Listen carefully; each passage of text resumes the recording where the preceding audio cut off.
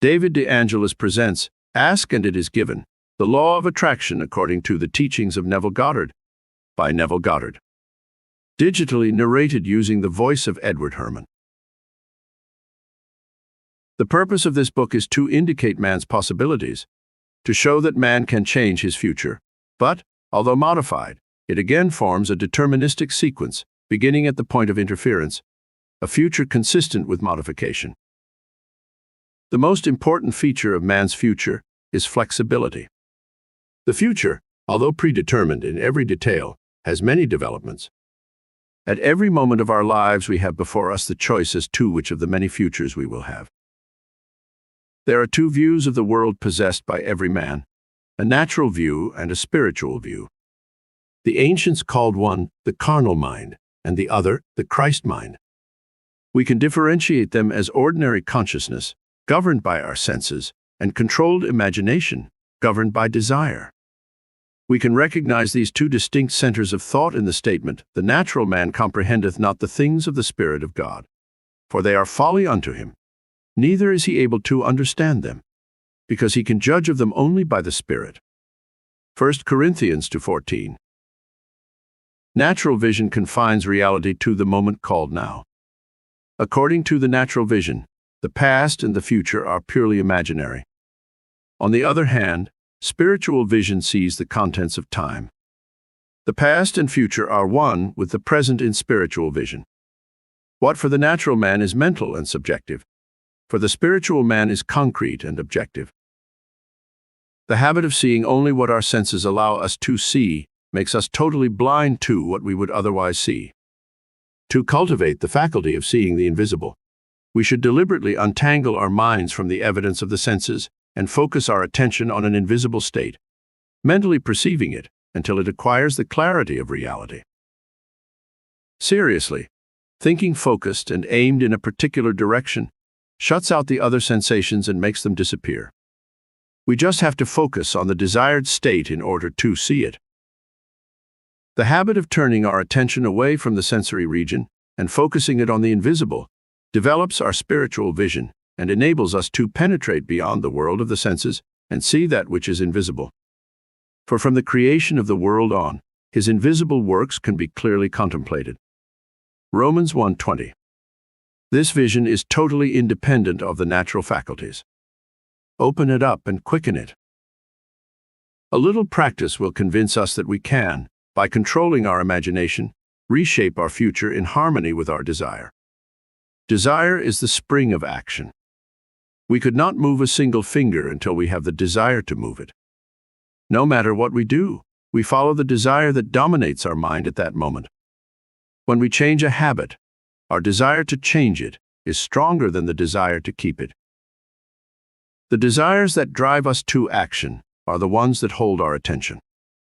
A desire is nothing but the awareness of something we lack and want to make our life better. Desires always have some visible gain. The greater the gain, the more intense the desire. There is absolutely no such thing as a non-selfish desire. When there is nothing to gain, there is no desire, and consequently no action. The spiritual man speaks to the natural man in the language of desire. The key to the progress and realization of dreams in life lies in ready obedience to his voice. Obedience without delay to this voice is the immediate conviction of desire realized. To desire a state is to have it. As Pascal said, "You would not have sought me if you had not already found me." Man, by assuming the feeling of his fulfilled desire, and then by living and behaving according to this belief, changes the future in harmony with his belief. Beliefs awaken what they affirm. As soon as man acquires the feeling of his realized desire, his four-dimensional self finds the way to the attainment of this ultimate, discovers methods for its realization. I know of no other clear definition of the means by which we realize our desires than that of experiencing in the imagination what we would experience physically if we reached our goal. This imaginary experience of the goal determines the means. The four-dimensional self therefore constructs with its broad vision the means necessary to achieve the desired end. It is difficult for the undisciplined mind to assume a state denied by the senses. But here's a technique that makes it easy to recall unseen things. That is, to predict an event before it happens. People have a habit of taking simple things lightly. But this simple formula for changing the future was discovered after years of research and experiments. The first step to changing the future is to desire, which is to define your goal, to know for sure what you want. Second, construct an event that you imagine might happen to you following the fulfillment of your desire. An event that involves the fulfillment of the desire, something that will have the action of the predominant self. Third, immobilize the physical body and induce a sleep-like state by imagining yourself asleep. Lie on a bed or relax in an armchair. Then, with your eyelids closed and your attention focused on the action you intend to perform in your imagination, mentally feel yourself right into that action. Imagine at the same time that you are actually performing that action here and now.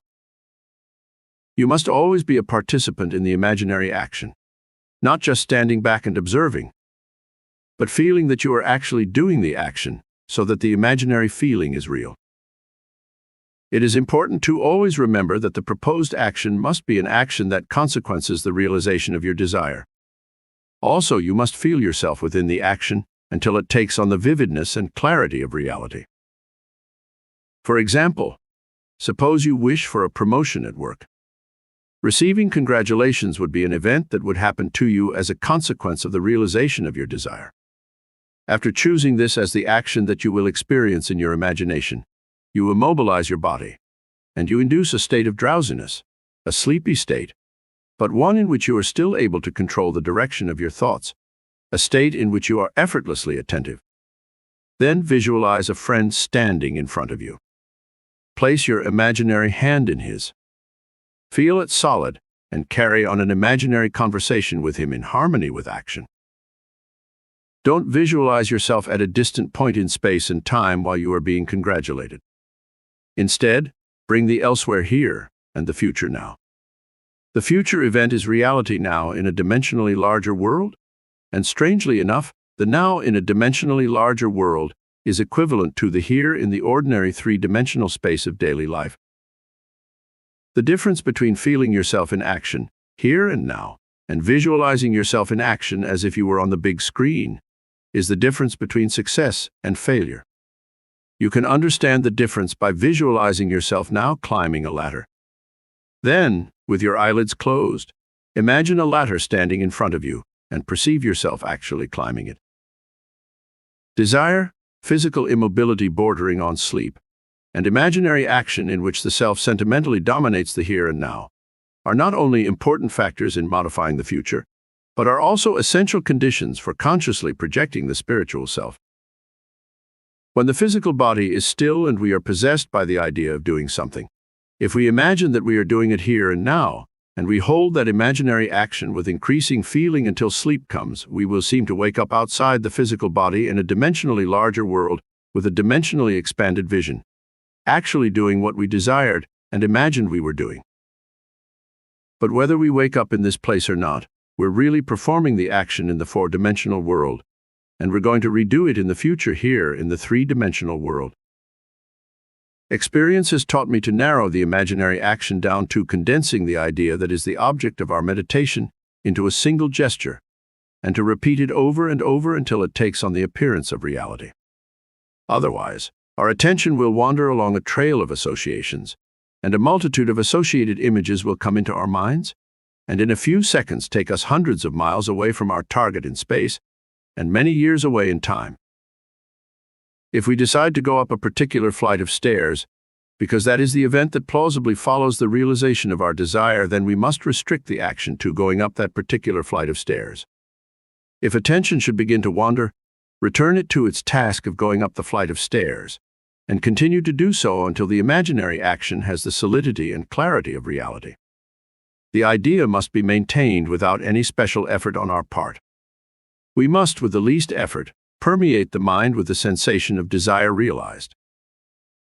Drowsiness facilitates change because it promotes effortless attention. It need not be pushed to the state of sleep, in which we would no longer be able to control the movements of our attention, but it should be a moderate level of drowsiness in which we are still able to direct our thoughts. The most profitable way to impersonate a wish is to assume the feeling of the fulfilled wish, and then, in a dormant fulfilled state, repeat over and over like a lullaby any short phrase that implies the fulfillment of the wish, such as, "Thank you, thank you, thank you," until that single feeling of gratitude dominates the mind. Speak these words as if you were addressing them to a higher power that has done this for you. If, however, we seek a conscious projection into a larger dimensional world, we must level up the action until sleep comes. We experience in our imagination what we would feel physically if we achieved our goal, and in time we can feel it physically as we felt it in our imagination.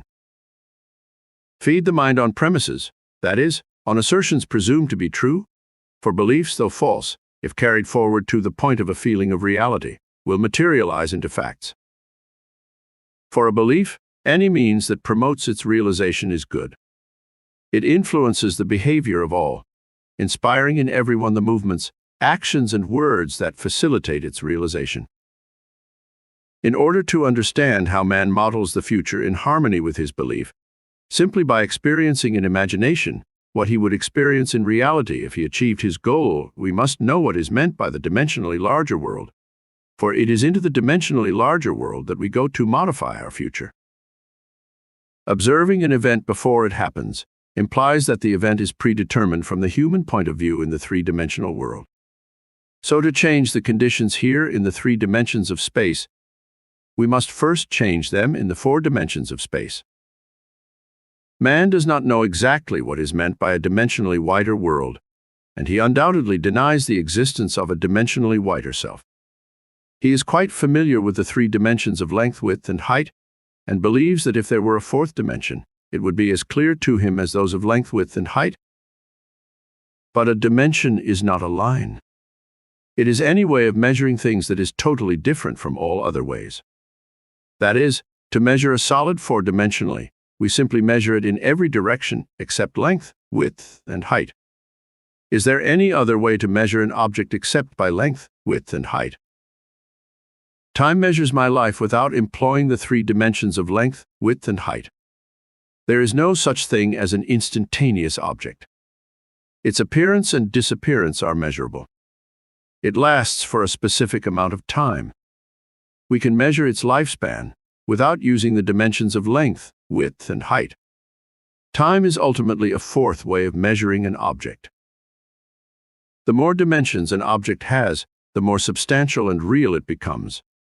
A straight line, which lies entirely in one dimension, acquires form, mass, and substance with the addition of dimensions.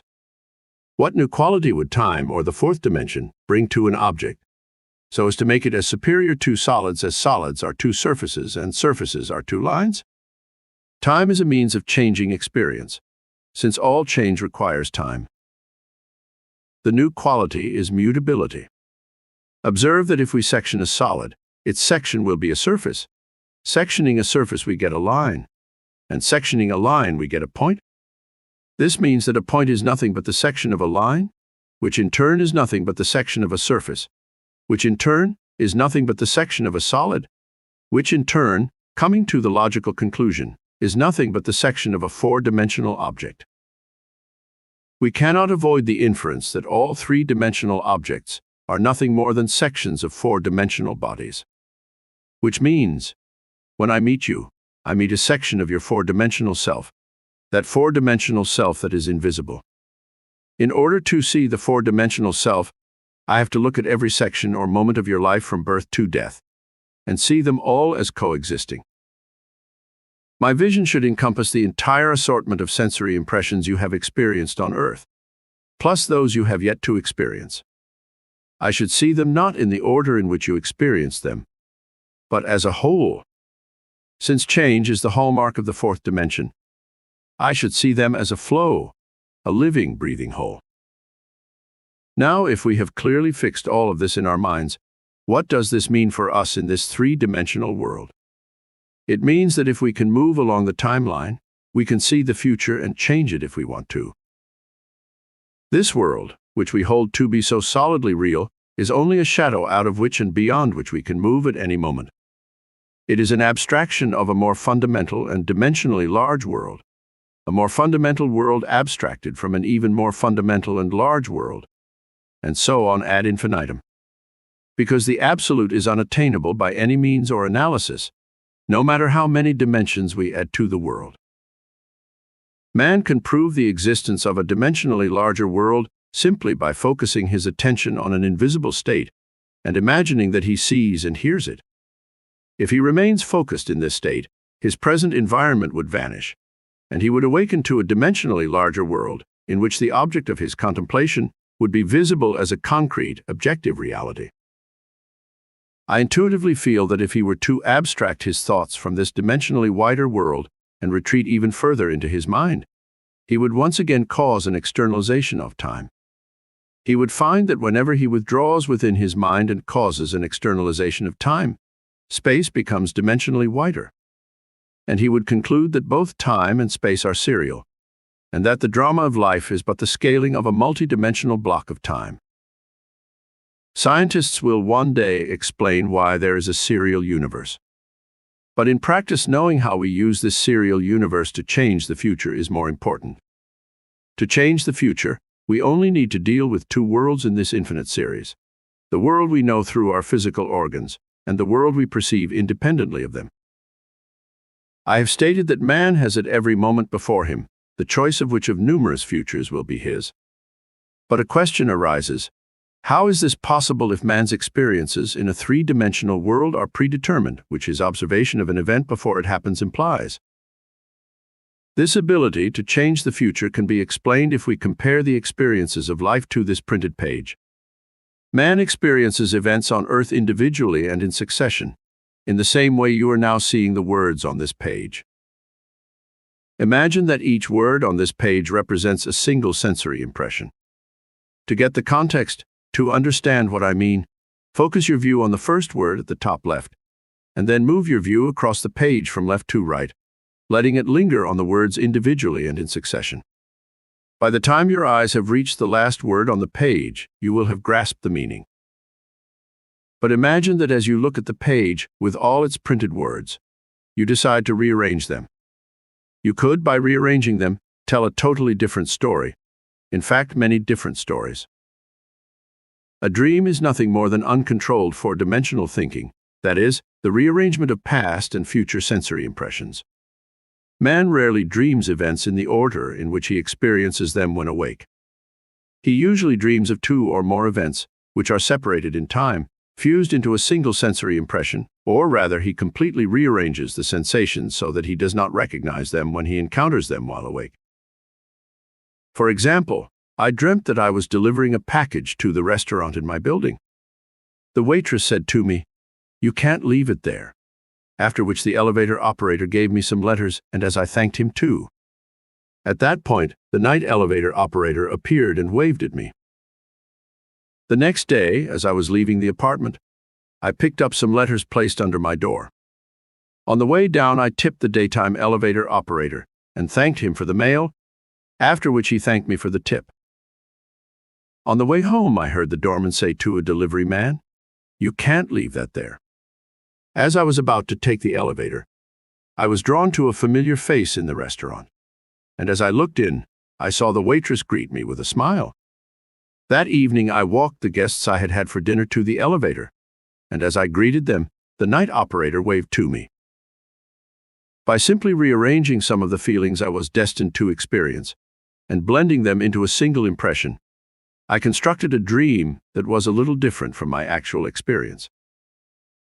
When we have learned to control the movements of our attention in the four-dimensional world, we should be able to consciously create circumstances in the three-dimensional world. We learn this control by means of daydreaming, in which we can maintain attention effortlessly, for effortless attention is essential to changing the future. We can, in a controlled daydream, consciously construct an event that we wish to experience in the three-dimensional world.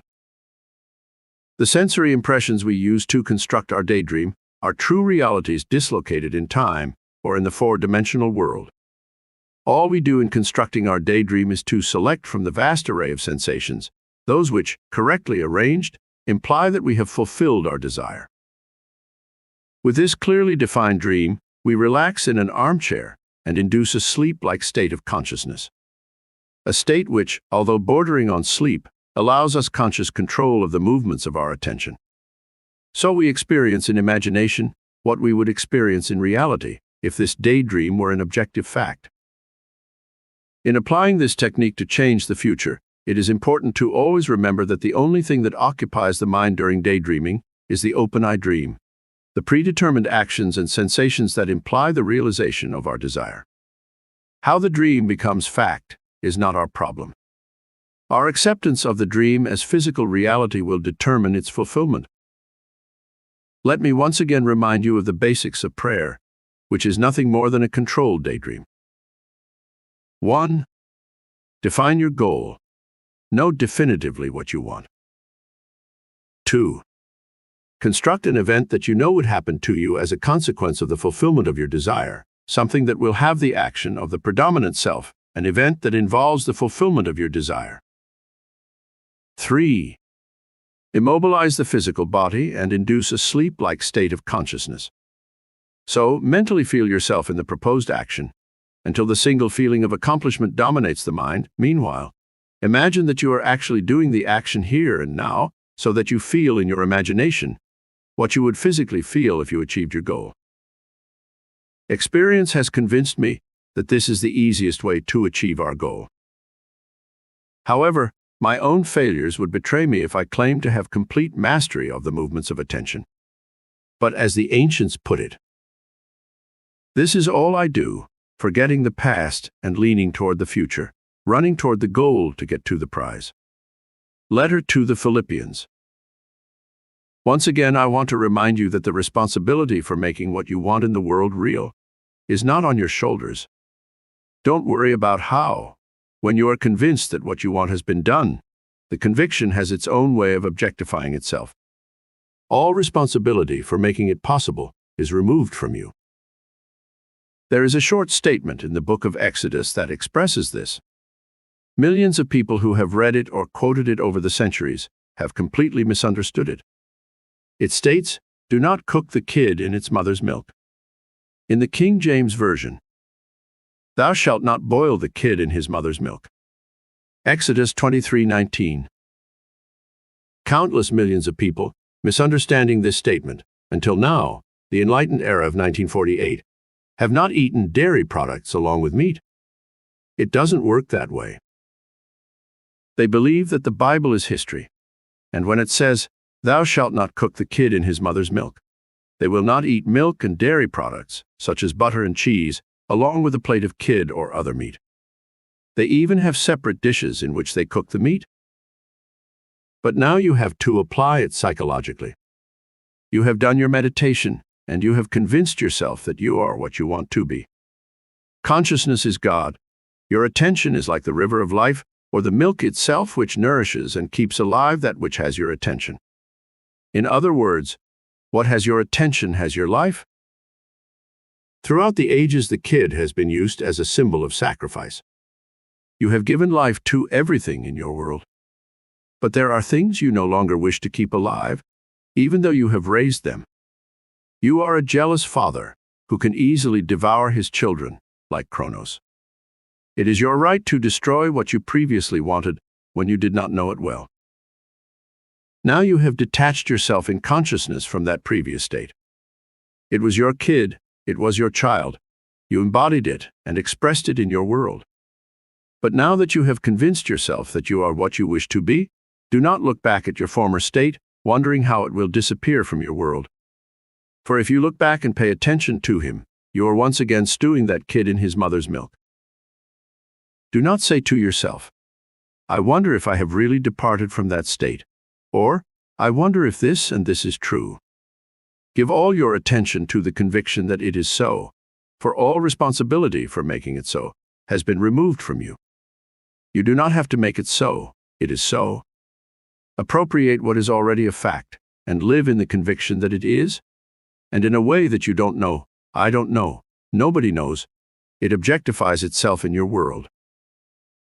Don't worry about the how, and don't think back to your previous state. No one who has put his hand to the plow and then turns back is fit for the kingdom of God. Luke 9:62. Simply convince yourself that this is done and suspend reason. Suspend all arguments of the conscious three-dimensional mind. Your desire is beyond the reach of the three-dimensional mind. Convince yourself that you are what you want to be. Live as if you are. And as you hold on to that belief, it will materialize. Questions and answers on the law of attraction and creative power. 1. Question: what is the meaning of the symbol on the covers of your books? Answer: it is an eye placed on a heart, which in turn is placed on a tree laden with fruit, which means that whatever you are aware of and accept as true, you will realize. What a man has in his heart is. 2. Question: I would like to get married, but I haven't found the right man. How can I imagine myself a husband? Answer: always follow your ideals, for it is the ideal state that captures the mind. Do not limit the state of marriage to a certain man, but to a full, rich, and abundant life. What you desire to experience is the joy of marriage. Do not modify your dream, but improve it by making it more enjoyable. After that, condense your desire into a single feeling, or an act that implies its fulfillment. In this Western world, the woman wears her wedding ring on the ring finger of her left hand. Being a mother does not imply being married. Intimacy does not imply being married. But a wedding ring does. Relax in a comfortable chair or lie on your back as if you were about to fall asleep. Then assume the feeling of being married. Imagine a wedding ring on your finger. Touch it. Spin it around your finger. Slide it over the knuckle. Persevere in this action until the ring takes on a distinct and realistic feel. Lose yourself in the feeling of having the ring on your finger so much that when you open your eyes, you will be surprised not to see it there. If, on the other hand, you are a man who does not wear a wedding ring, you might imagine a greater responsibility. How would you feel, for example, if you had a wife to support? Assume now the feeling of being a happily married man. 3. Question: what do I have to do to get the kind of creative inspiration it takes to write? Answer: what do you have to do? Imagine that the story has already been written and accepted by a major publishing house. Reduce the idea of being a writer to the feeling of satisfaction. Repeat the phrase "that's great" or "thank you, thank you, thank you" over and over again until you feel you've succeeded. Or imagine a friend congratulating you. There are countless ways that success is implied, but you always come to the end. If you accept the end, it will come true. Don't think about getting into the proper state of mind to write, but live and act as if you are now yourself the author you wish to be. Suppose you have the talent of writing. Think about the model you want to show on the outside. If you write a book and no one wants to buy it, you have no satisfaction. Act like people are dying to read your work. Live as if you can't write stories or books fast enough to meet the demand. Persevere in this belief, and whatever you need to achieve your goal will quickly blossom and you'll be able to express it. 4. Question: how do I envision a larger audience at my conferences? Answer: I answer you by sharing the technique used by a very skilled professor I know. When this man first came to our country, he began giving speeches in a small hall in New York City. Even though only 50 or 60 people were present at his Sunday morning meetings, and they occupied only the first few rows, this professor would come on stage and imagine a large audience. Then he would say to the empty rows, "Can you hear me in the back there?" Today, this man lectures at Carnegie Hall in New York for about 2,500 people every Sunday morning and Wednesday evening. He wanted to speak to the crowds. He wasn't being modest. He was not kidding himself. But he imagined a crowd in his own consciousness, and the crowd came. So stand up in front of a large audience. Address this audience in your imagination. Feel as if you were on that stage, and your feeling will provide the means. 5. Question: is it possible to imagine many things at one time, or should I limit my imagination to one desire? Answer: I personally prefer to limit my imaginative act to a single thought, but that doesn't mean I'm going to stop there.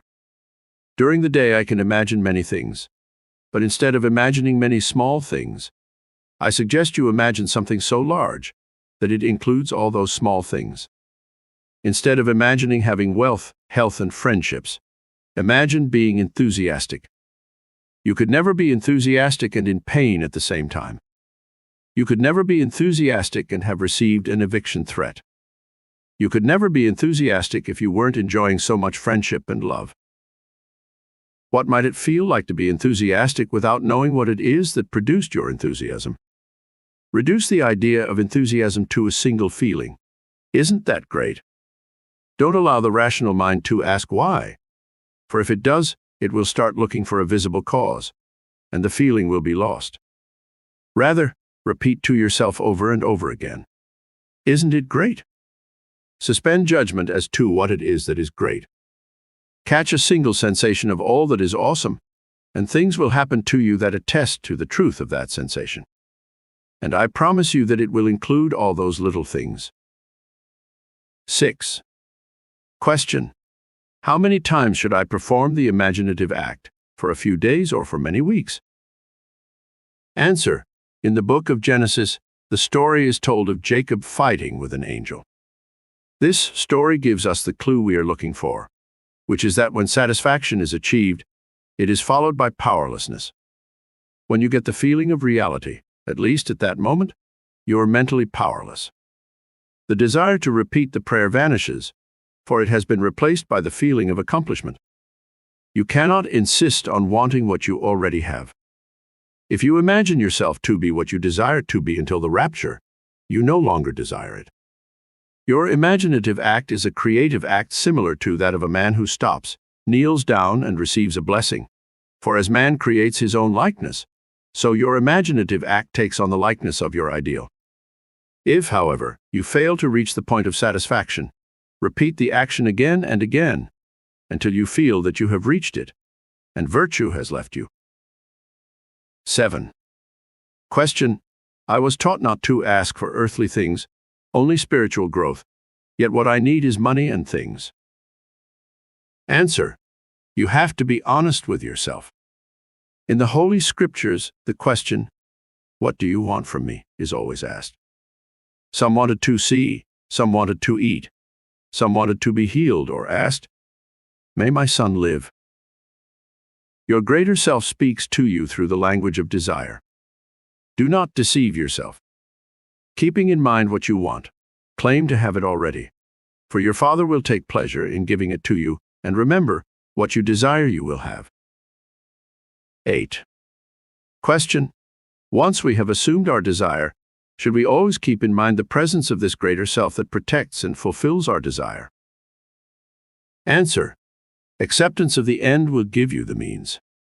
Assume the feeling of fulfillment of your desire, and your greater self will determine the means.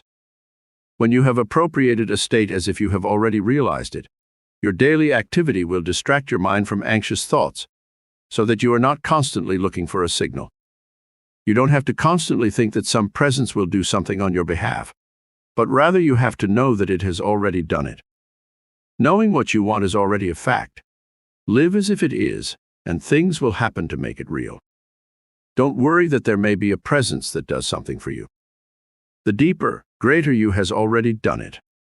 All you have to do is go to the place where you will meet it. Remember the story of the man who returned from his master's house and met the servant who said to him, "Your son is alive." And when he asked him at what hour he was healed, the servant replied, "At 7 o'clock. The very hour he had believed in the fulfillment of the wish, it had been fulfilled, for it was at 7 o'clock that his master had said to him, "Thy son shall live." Your wish is already fulfilled. Act as if it were, and although time passes slowly in this dimension of your being, it will nevertheless bring you confirmation of your supposition. I ask you, however, not to be impatient. If there is only one thing you really need, it is patience.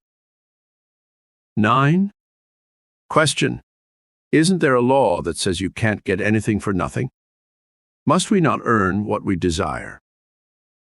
Answer: creation is finished. It is your Father's pleasure to give you his kingdom. The parable of the prodigal son is the answer you seek.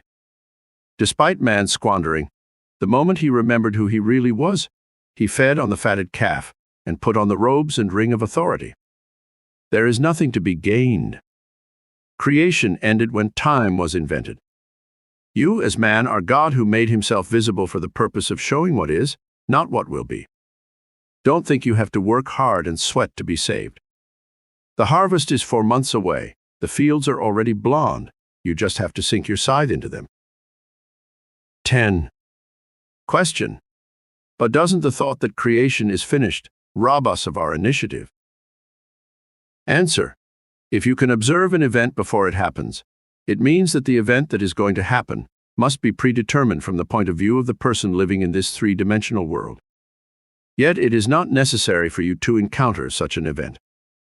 By changing your concept of you, you can interfere with your future and shape it in harmony with your new concept of you. 11.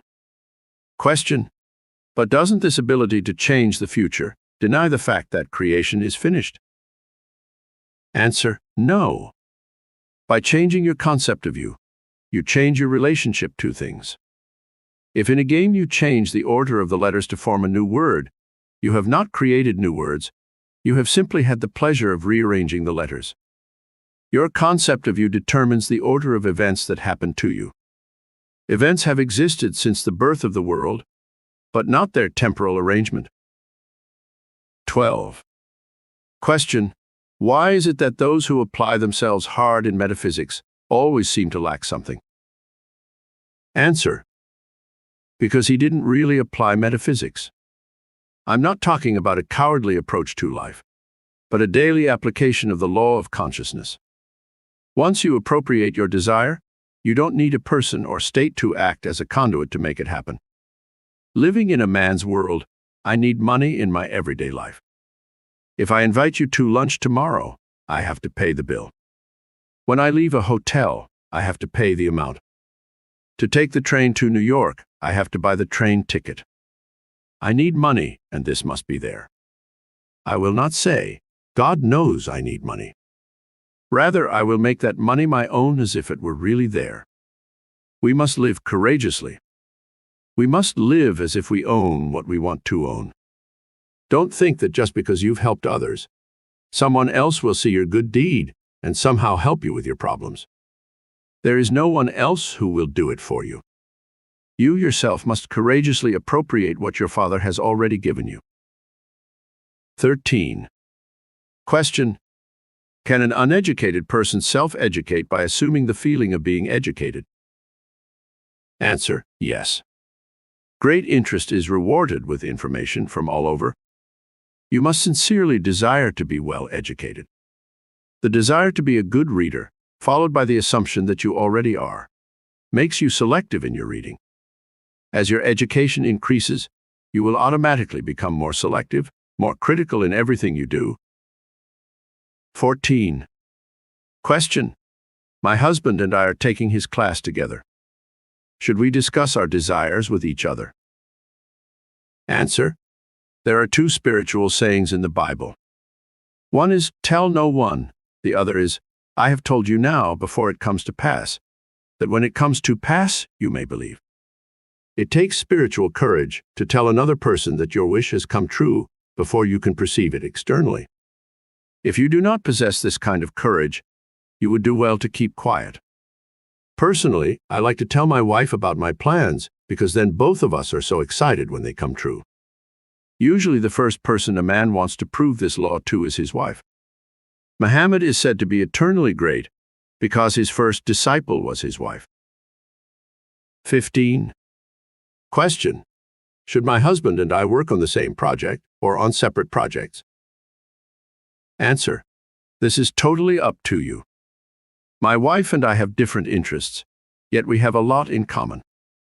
Do you remember the story I told about our return to the United States last spring? I had felt a duty as a husband to find a ride back to America, and so I appropriated it.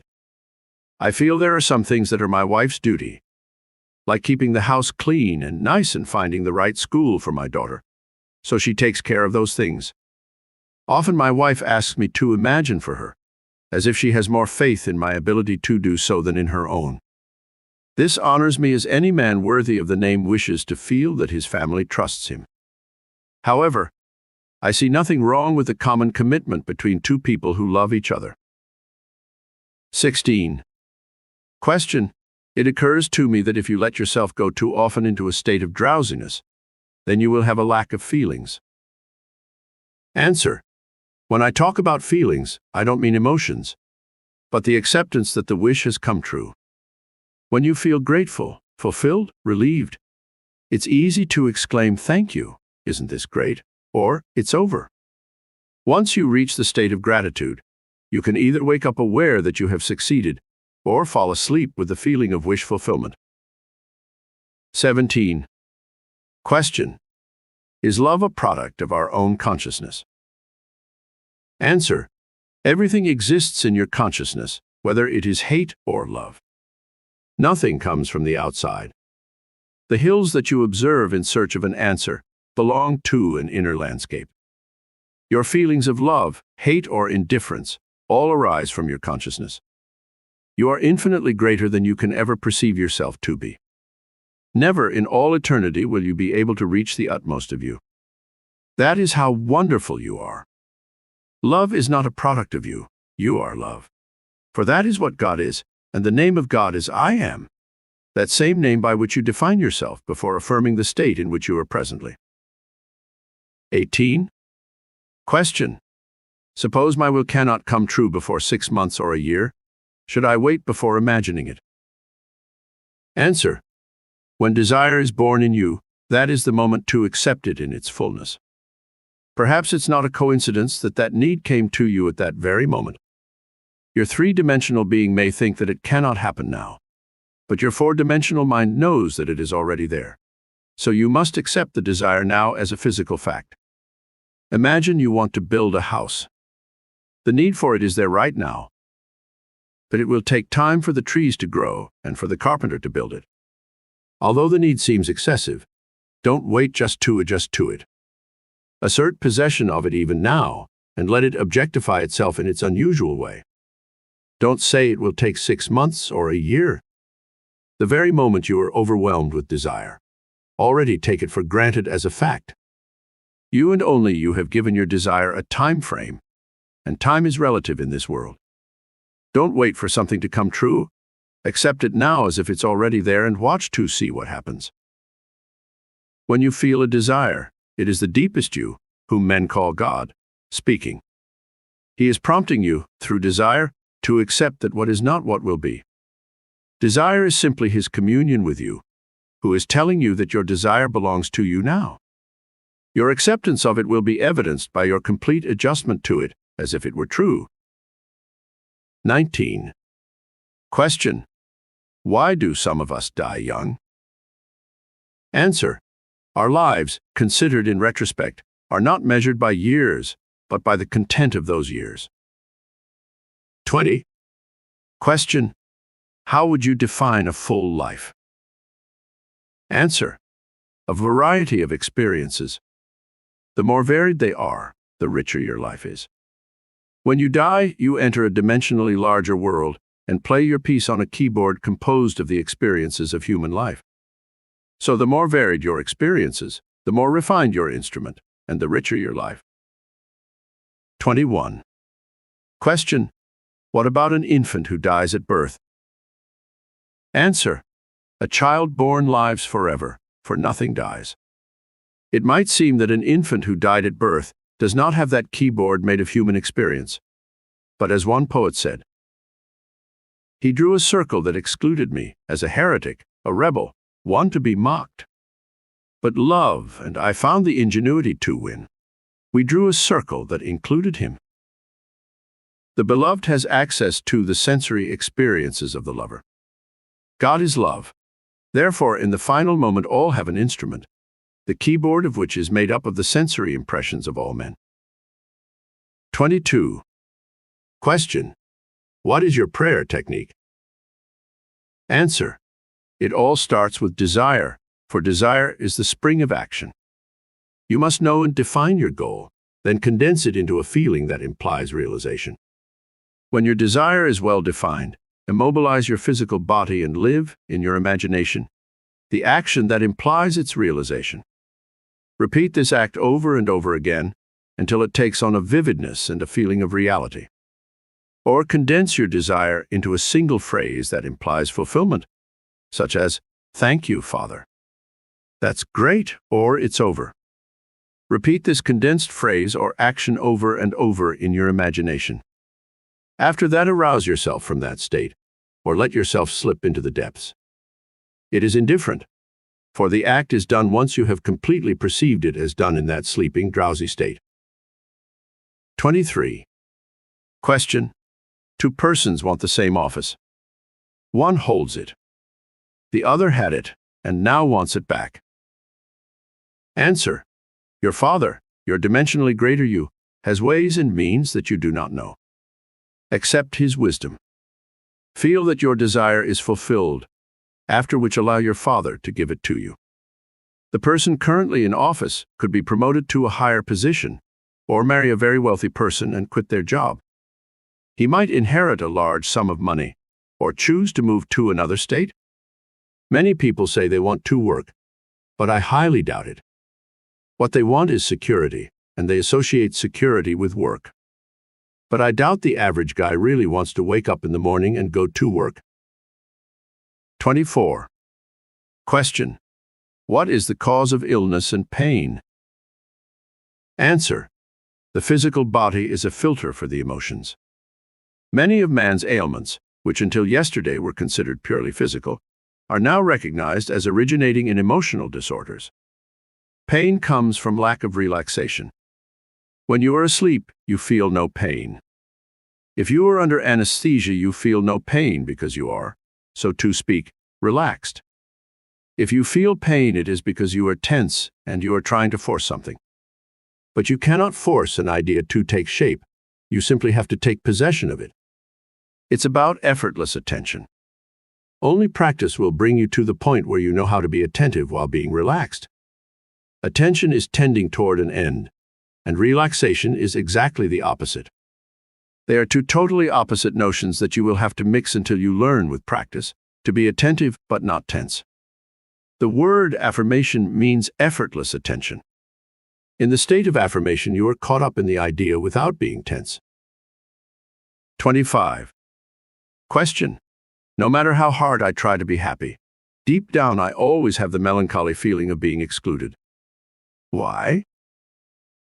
Answer: because you feel unwanted. If I were you, I'd assume I was wanted.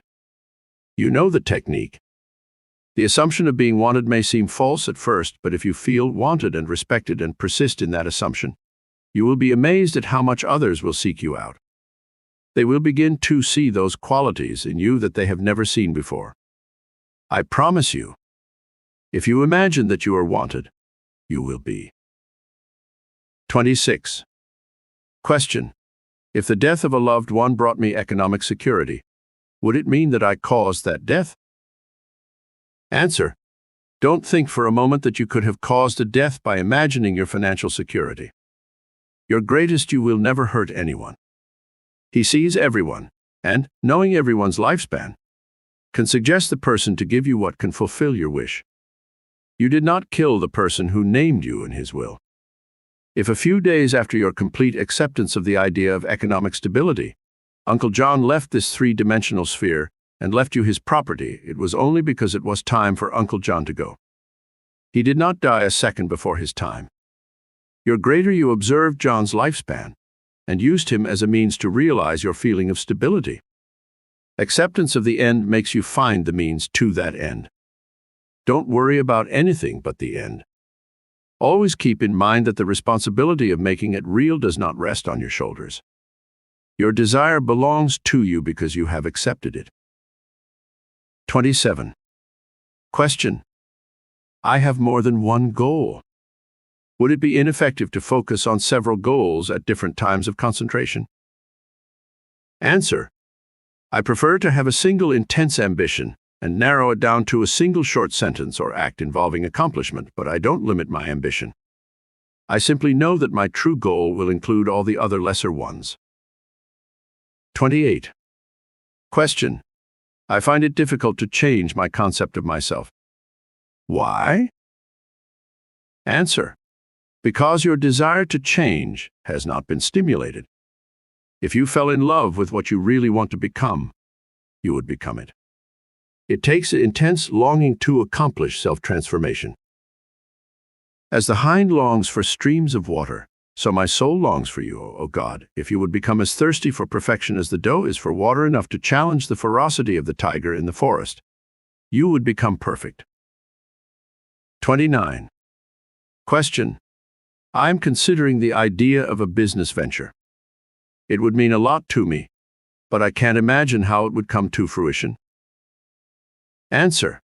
You are relieved of that responsibility. You don't have to make it a reality, it already is. Although your concept of you seems so far removed from the business venture you are thinking about, it exists now as a reality within you.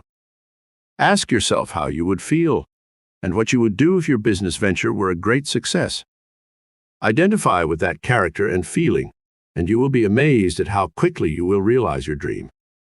The only sacrifice required of you is to let go of your current concept of you and take ownership of the desire you want to express. 30. Question. As a student of metaphysics, I was taught that racial prejudices and universal beliefs influence me. Do you mean that I am influenced by them only to the extent that I give these beliefs power over me? Answer. Yes. It's just your personal viewpoint, as your world always bears witness to your current concept of you. If someone offends you, change your concept of you. That is the only way you can change others. Today's newspaper can be read by any 6 people in this room, and no 2 will interpret the same news in the same way. One will be elated by it, another dejected, another indifferent, and so on. Yet it is the same news. Universal beliefs, racial prejudices, call them what you will, are not important to you. What matters is your concept not of another, but of yourself, for it is the concept you have of yourself that determines the concept you have of others. Forget about others. What are they for you? Follow your own desires. The law is always active, always true. Your consciousness is the stone on which all structures rest. Pay attention to what you are aware of. You need not worry about others, for you are supported by the truth of this law. No man comes to you of his own choice, whether he is good, bad, or indifferent. He does not choose you. It is you who chose him. He has come because of what you are. You cannot forcibly destroy the state that another person represents. Rather leave him alone. What is he to you? Rise to a higher level of consciousness, and you will find a new world waiting for you. And when you sanctify others, others will be sanctified. 31. Question. Who wrote the Bible? Answer. The Bible was written by wise men who used solar and phallic myths to reveal psychological truths. But we have mistaken their allegories for history, and thus have failed to grasp their true message. It is strange, but when the Bible was published to the world, and there seemed to be acceptance, the great library of Alexandria was destroyed by fire, erasing all traces of how the Bible came to be. Few can read in other languages, so they cannot compare their beliefs with others. Our churches do not encourage us to compare. How many of the millions of people who accept the Bible as fact question it? Believing it to be the Word of God, they blindly accept the words, and in so doing miss the essence they contain. Having accepted the vehicle, they do not understand what the vehicle carries. 32. Question. Do you use the Apocrypha Bible? Answer. Not in my teachings. I have many volumes of them at home. They are no more grandiose than the 66 books in our official Bible. They simply tell the same truth in a different way. For example, it tells the story of Jesus who, as a young boy, watched children create birds out of mud. Holding them in their hands, they pretended the birds were flying. Jesus came up and knocked the birds out of their hands. As the children cried, he picked up a broken one and reshaped it. Holding it up, he blew on it, and the bird put on wings. Here is the story of the one who came to destroy the idols of men's minds, and then show them how to use the same substance and reshape it into a beautiful form and give it life. This is what this story tries to suggest. I came not to bring peace, but a sword. Truth kills all the mud chicks of the mind.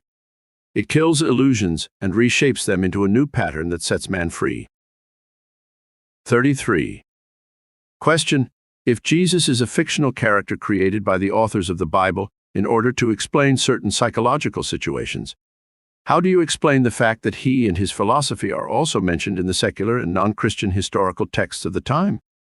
Weren't Pontius Pilate and Herod Roman officials in the flesh at the time? Answer: the story of Jesus is identical to that of Krishna, the savior of the Hindus. They are the same psychological character. It has been imagined that both were born to virgin mothers. The rulers of the time tried to kill them as infants.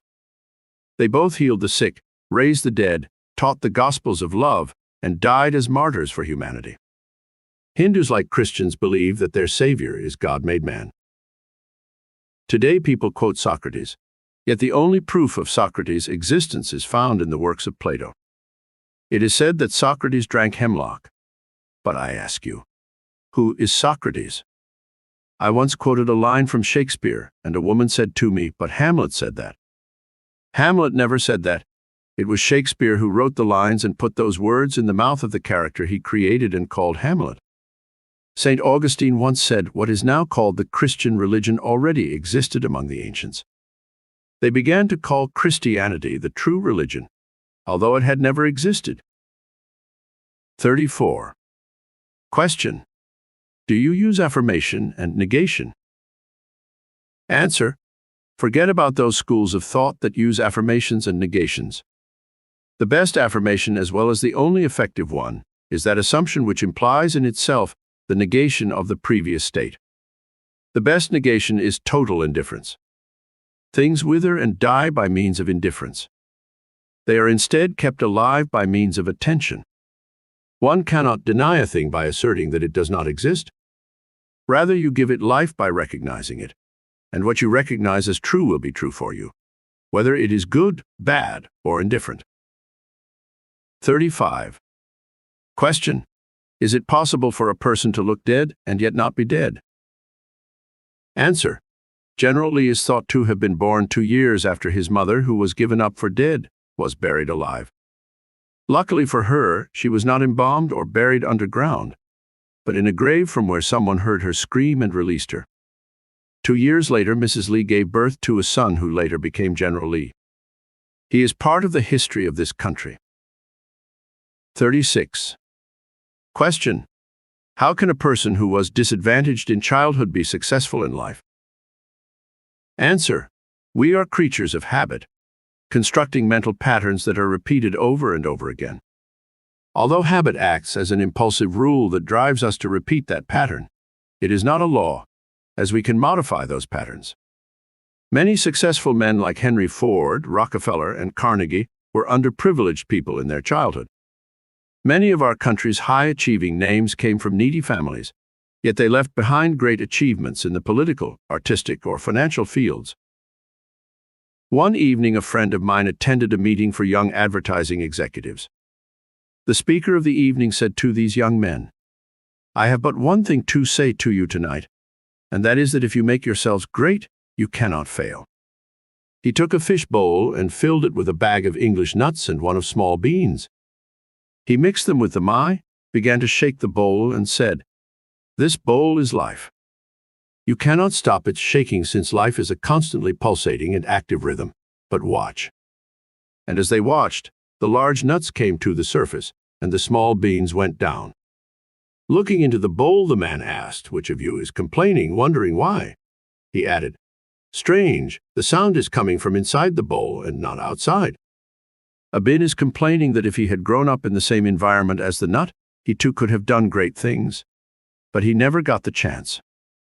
Then he took a bin from the bottom of the bowl and put it on top, saying, I can bring the bin to the surface forcibly, but I cannot prevent the bowl of life from shaking, and in shaking the bowl again, the little bin slipped back to the bottom. Hearing another complaint, he asked, "What is it that I hear? Are you saying I should take one of the big ones that feels so big and put him on the bottom and see what happens to him? Do you think he will be limited like you, because the opportunity to achieve great things will be taken away from him like it happened to you? Let's see." Then the lecturer took one of the large nuts and pushed it to the bottom of the bowl, saying, "I can't stop the bowl from shaking anyway." And as the young men watched, the nut came up again. Then the man added, "Gentlemen, if you want to be successful in life, grow up." My friend took this message to heart and began to imagine himself as a successful businessman. Today he has truly become a big shot, if you judge success by money. He currently employs over 1,000 people in the city of New York. Any one of you can do what he has done. You presume to be what you want to be. Live in that presumption, and it will come true. Research, Victoria, the realization of a dream. Once during a resting period at the sea, I meditated on the perfect state and wondered what I would be if I had eyes so pure as not to see injustice, if everything appeared to me immaculate, and if I were without sin. As I lost myself in these fiery reflections, I found myself levitating above the darkness of the senses. It was a sensation so intense that I felt like a creature of fire inhabiting a body of air. I heard voices of a celestial choir, exalted as one who had won a battle with death, singing, "He is risen, he is risen." And intuitively I knew they were referring to me. Then it seemed to me that I was walking in the night. Soon I came upon a scene that resembled that of the ancient pool of Bethsaida, for there stood a multitude of disabled people, blind, lame, shrunken, who were not, however, waiting for the waters to stir, as in the ancient tradition, but waiting for me. As I approached, without any thought or effort on my part, one by one, they reshaped themselves as if by the work of the wizard of beauty. Eyes, hands, feet, all the defective limbs, came from some invisible reserve and molded themselves in harmony with that perfection which I felt emanating within me.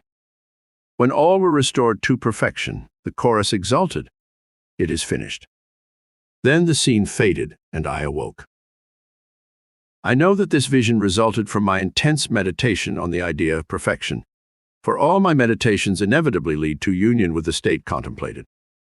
I had been so absorbed in that idea that for a moment I had become what I had contemplated, and the noble purpose with which I had identified myself at that moment had attracted to itself noble things and shaped my vision in harmony with my inner nature. The ideal with which we are united works by association of ideas so as to awaken thousands of feelings and to create a situation corresponding to the main idea. I first discovered this close connection between feelings and visions when I was about 7 years old. I realized that a mysterious life was moving within me like a stormy ocean of frightening power. I could always tell when I was about to conjoin with this mysterious identity, for on the nights when I had these visitations, my senses were in a state of expectation, and I knew with certainty that before morning I would find myself alone in front of immensity. I dreaded these visitations so much that I would lie awake in bed until my eyes closed from exhaustion. As my eyes closed and I fell asleep, I was no longer alone, but was assailed deep within by another being. Yet I knew that he was myself. He seemed older than the world, yet he was closer to me than my teenage years.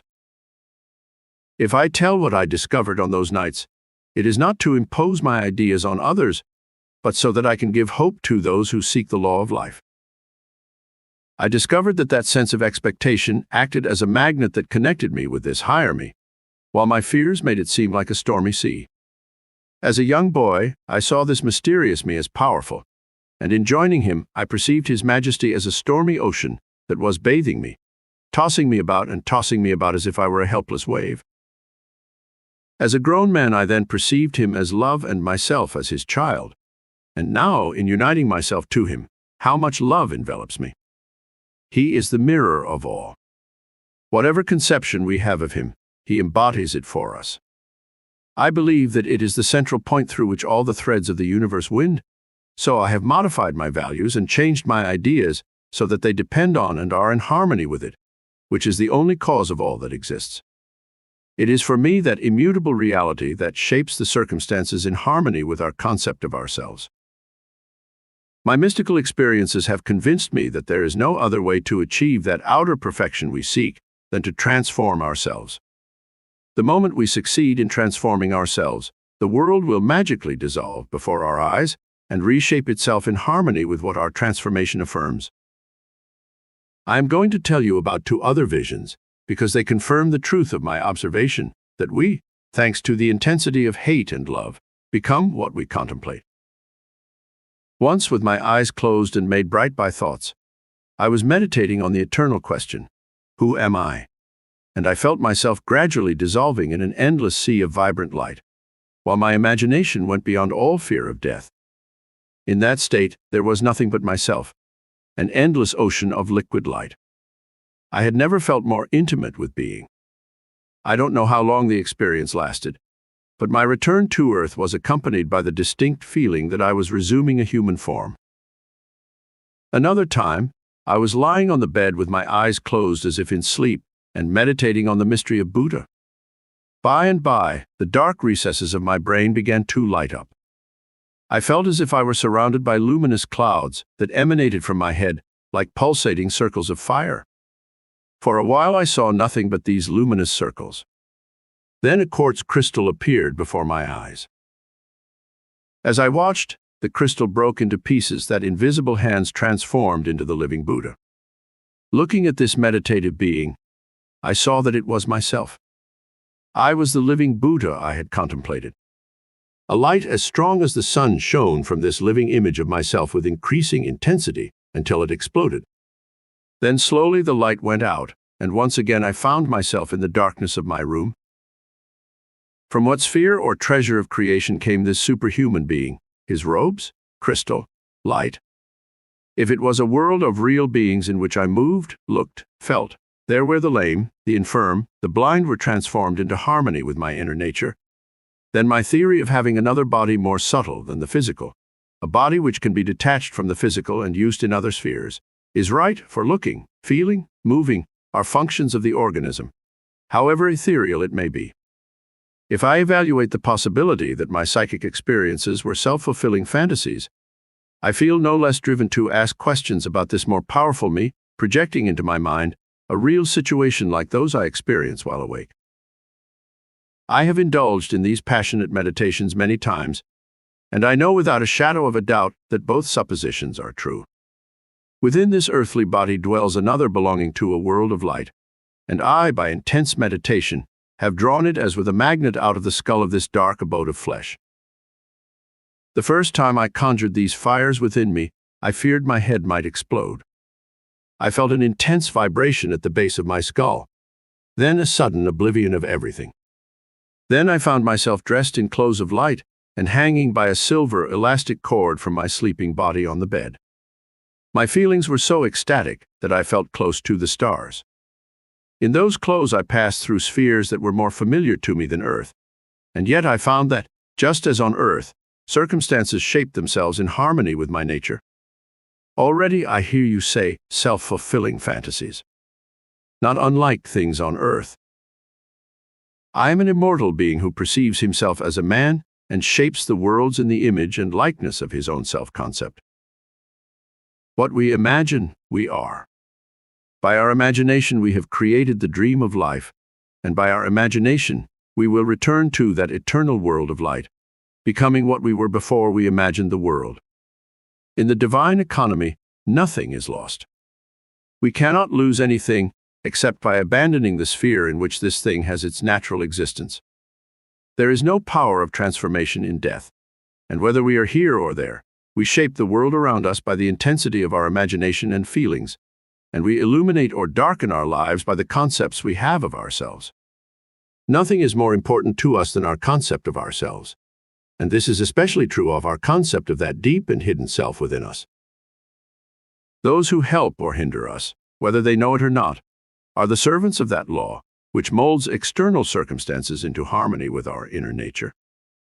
It is our conception of ourselves that liberates or imprisons us, though it may use external agents to accomplish its purpose. Since life molds the outer world to reflect the inner disposition of our minds, there is no way of achieving the outer perfection we seek except by transforming ourselves. No help comes to us from outside. The hills towards which we look belong to an inner landscape.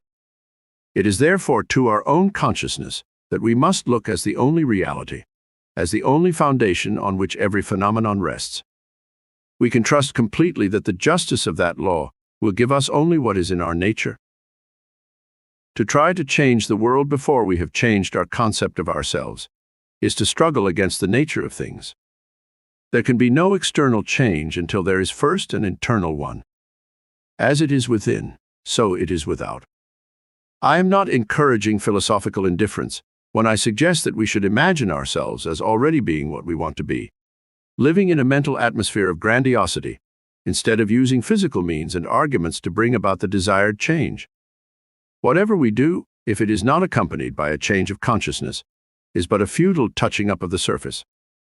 No matter how hard we toil, we can receive nothing more than what our unconscious assumptions affirm. To protest against what happens to us is to protest against the law of our own being and against our control of our own destiny. The events of my life are too closely connected to my concept of myself for them not to have been drawn out, by the work of my spirit, from some magical storehouse of my being. If these events cause me pain, I must be fooling myself, for I move and live in a world that corresponds to my concept of myself. Intense meditation generates a union with the contemplated state, and during this union, we have visions, experiences, and behaviors that match our change in consciousness. This shows us that a transformation of consciousness will result in a change of environment and behavior. However, our ordinary alterations of consciousness, in passing from one state to another, are not transformations, since each is quickly followed by an opposite one. But whenever a state becomes so stable as to eliminate its rivals permanently, it is then that habitual and central state defines our character and constitutes a true transformation. To say that we have been transformed means that those ideals which were formerly marginal in our consciousness now occupy a central place and constitute the habitual channel of our energy. All wars show that violent emotions are extremely powerful in accelerating mental changes. Every great conflict is always followed by a period of materialism and greed in which the ideals that were supposedly fought for are lost. This is inevitable because war evokes hatred, which leads to a descent in consciousness from the plane of the ideal to the lowest level where war is fought. If we were as passionate about our ideals as we are about what we hate, we would rise to the level of ideals as easily as we now fall to the level of hatred. Love and hate have a magical power of transformation, and by exercising them, we assume the likeness of that which we contemplate. Through intense hatred, we create in ourselves the character we imagine our enemy to have. Qualities die from lack of attention, so it is better to erase an unpleasant state by imagining a crown instead of ashes, gladness instead of mourning, than to attack directly that state from which we wish to free ourselves. That which is virtue and deserves praise. Let all this be the object of your thoughts, for we become that with which we relate. There is nothing to change but our concept of the self. Humanity is one being despite its many forms and faces, and within it there is only that apparent difference that we perceive in our own being when we dream. The images and events we see in dreams are creations of our own imagination and do not exist except in us. The same is true of the images and events we see in this dream that is life. They reveal to us our concept of ourselves. The moment we are able to transform the self, our world will dissolve and resume form in harmony with what our change affirms. The universe we study with such dedication is a dream, and we are the dreamers of that dream, eternal dreamers dreaming non-eternal dreams.